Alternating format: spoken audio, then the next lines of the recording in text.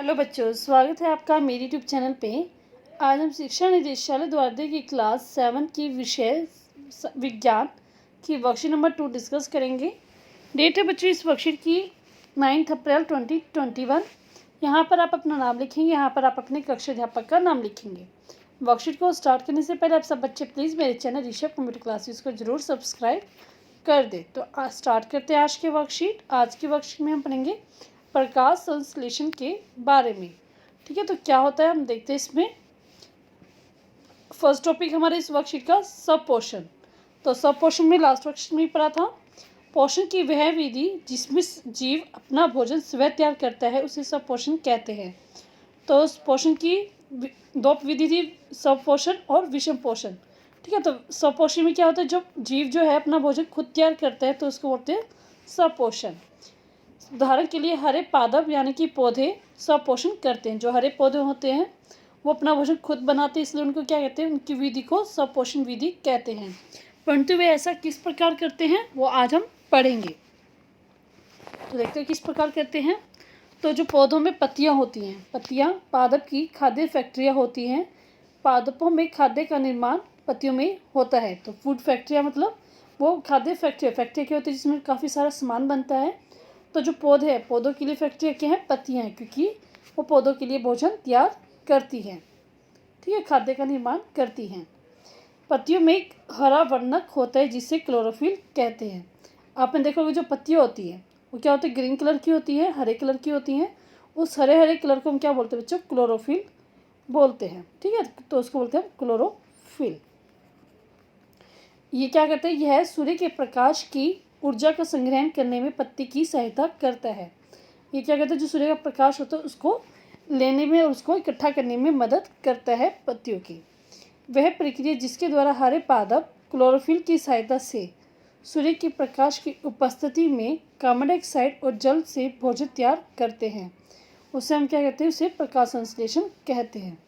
तो ये हमारी प्रकाश संश्लेषण है। इसमें क्या होता है, जो हरे पौधे होते हैं वो उनके पास क्या क्लोरोफिल होता है, सूर्य का प्रकाश, कार्बन डाइऑक्साइड और जल, इन चारों चीज़ों की हेल्प से जब जो है पौधे अपना भोजन तैयार करते हैं, उस प्रक्रिया को हम कहते हैं प्रकाश संश्लेषण क्रिया कहते हैं। ठीक है, हवा में अभी सारी चीज़ें इनको मिलती कैसे हैं, जैसे कार्बन डाइऑक्साइड हम पढ़ रहे हैं, हवा से कार्बन डाइऑक्साइड पत्ती की सतह पर मौजूद छोटे छिद्रों के माध्यम से लिया जाता है। जैसे पत्ती, इसकी पत्तियों पे क्या होता है, छोटे छोटे छिद्र होंगे, आपने देखा भी हो कभी। ये छोटे छोटे छिद्रों की हेल्प से जो इन्वायरमेंट में, जो वातावरण में कार्बन डाइऑक्साइड है वो एब्जॉर्ब की जाती है।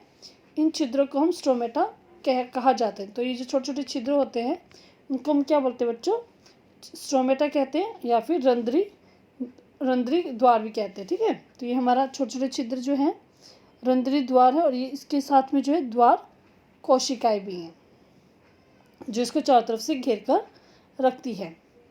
नेक्स्ट है जल एवं खनिज। तो जल एवं खनिज कैसे मिलते हैं, वाहिकाओं द्वारा पत्तियों तक पहुंचाए जाते हैं।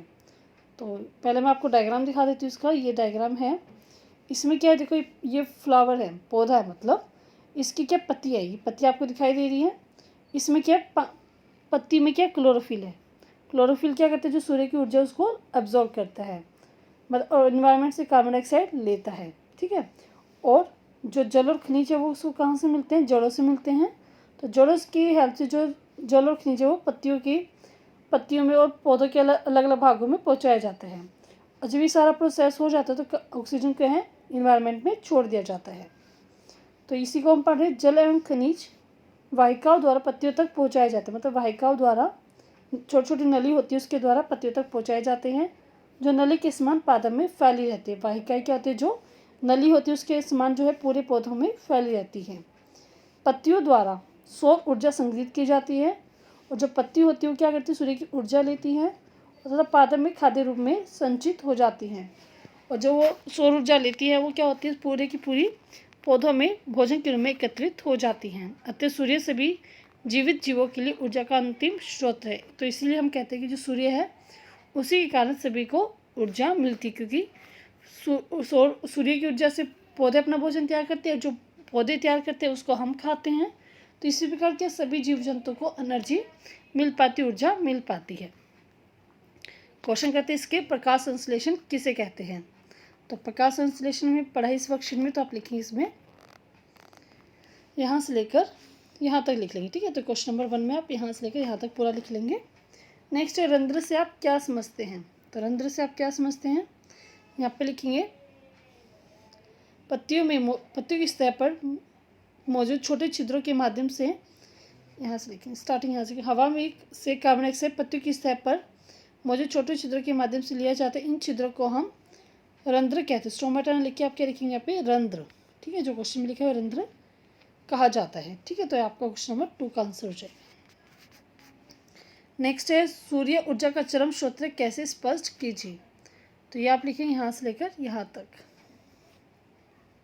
ठीक है। क्वेश्चन नंबर 3 का आंसर है, पूरा लिखना है आपको। नेक्स्ट है पत्तियाँ पादप की खाद्य डैश होती है। तो पत्तियाँ पादप की खाद्य क्या होती है, खाद्य फैक्ट्री होती है। तो ये आपका खाद्य फैक्ट्री आप अपना क्वेश्चन नंबर 4 में फिल कर दें। तो यहाँ पे भी आप लिख सकते हैं